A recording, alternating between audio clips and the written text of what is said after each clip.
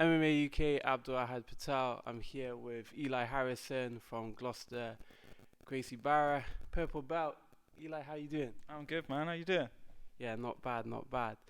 So you're competing at the Winter Comp?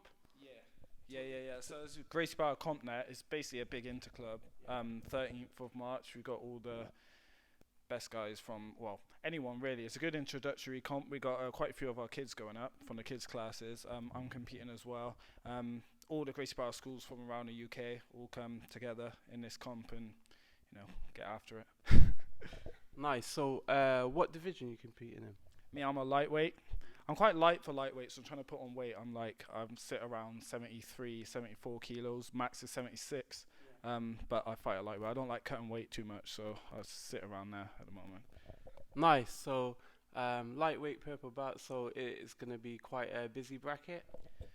Not really. In jiu-jitsu, as you go up the belts, you tend to get less people. Like they say, a lot of people quit at blue belt. You can see the difference. When I was competing lightweight at blue belt, there'd be 14, 15 people in my category. At the moment, registration's still open, but I think I've got 2 other guys in my category at the moment. Oh, really? But you start to know who they are. I know who both these guys are. I fought both of them before. They've both beat me before, so it's going to be a tough division, but it'll be good. Good fights. So obviously with like COVID happening, is this the first comp you coming back? I know you do some sub matches as well, but is this the first sort of tournament, should I say, back from COVID? Since COVID, no, I did one last year in Nottingham. I did a jiu-jitsu tournament then. That was my first one for quite a while. My first one at purple belt as well. Then I had my super fight quite soon after that in December. So, and now it's my next one. So I'm getting in a bit of a run now, which is good. I need to get back in competing properly.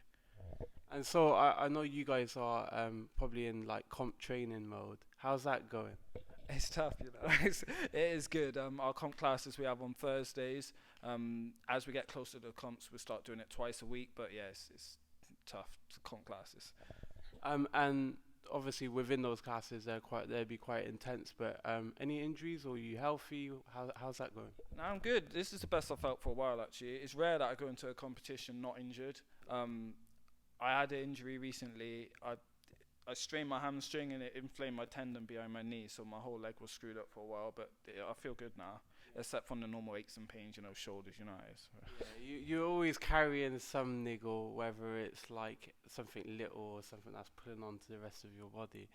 Okay, cool. So obviously that's March the 13th. March, Bristol. Yeah, and then what's the plan? I know obviously a lot of fighters, a lot of competitors don't like to look too far forward because they have things in front of them. Yeah. But it's still very early on in the year. Have you got any other plans after the CompNet? Yeah, to be honest, there's I want to compete as much as I can this year because obviously I've not competed that much at purple belt a couple of times, so this will be my 3rd time competing at a purple belt. So I want to, just jump in the deep end. So there's one in Swindon I'm going to do, I think, which is I'm not sure, a bit later on in the year, and I just want to keep going. I want to try and get maybe 5 comps in this year, and just compete as much as I can, really. Yeah. And obviously, especially nowadays with the way things are with like ADCC, and you've got like the whole flow grappling channel, and a lot of people put emphasis more on like no-gi type of stuff. Are you still wanting to keep competing gi as well as no-gi? Yeah, 100%. Thing is, we've had people come in before who focus strictly on no gi, and then they struggle a bit in the gi. They struggle a lot in the gi. I didn't train a no gi class for maybe 2 years when I started, and then I tried out no gi, and I could do certain things. So it's kind of transferable. I can find even some of the grips I use in gi, they're no gi grips. I don't always grips. I don't want to tie my grips out, especially if I'm competing and my grips go. Yeah. Then I'll just use no gi grips anyway. So it's similar to me.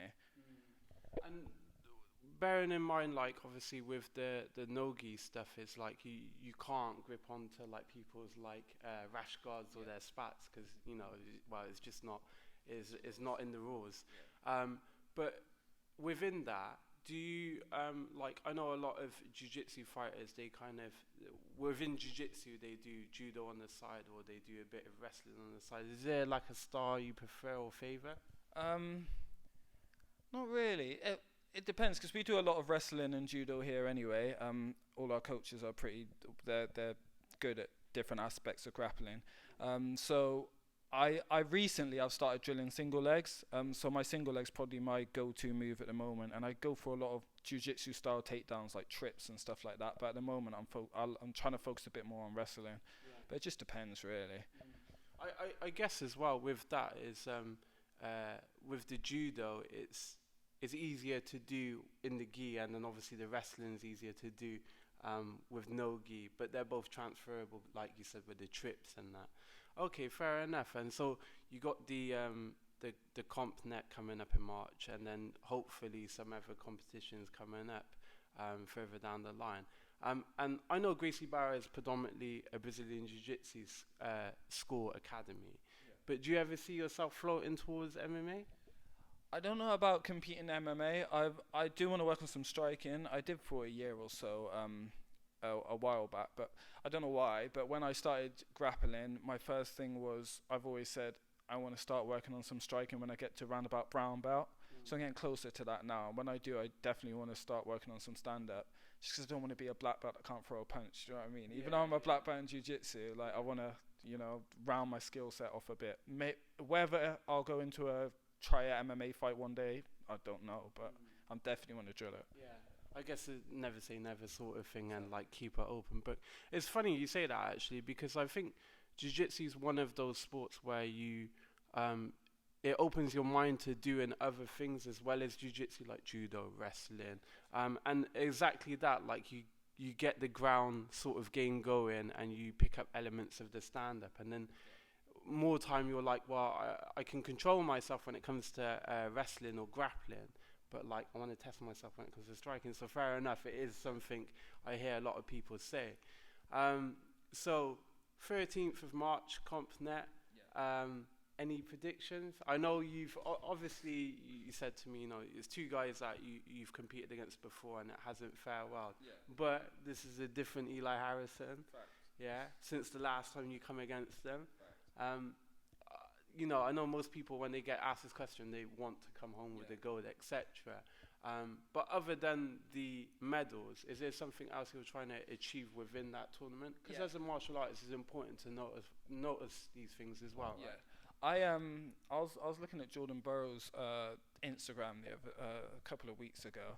He's a wrestler, if you don't know. He put a big post on saying that when he first started, he'd go not quite 100% in his tournaments. So he's got a ready-made excuse. It might be like subconscious. That really resonated with me because sometimes I'm coming off a competition and I feel like I've not emptied my tank. I could go again. I want to go again. And maybe I've got caught in something, but I've got more energy. I want to make sure I just go for it. Yeah. I want to empty my tank. If I give my best and I fight my hardest and I lose, cool. But if I don't and then I get caught in something, I'm going to regret it. So I just want to just go for it now and just see what happens. Okay. So all on the line come March the 13th. Wow. Eli, I wish you all the best. Hopefully yourself as well as your competitors come out all healthy, and hopefully, you never know, if there's a gold in sight, then we'll catch up and you can tell me about how you all did it. Fingers crossed. All right, good luck, my brother. Take care.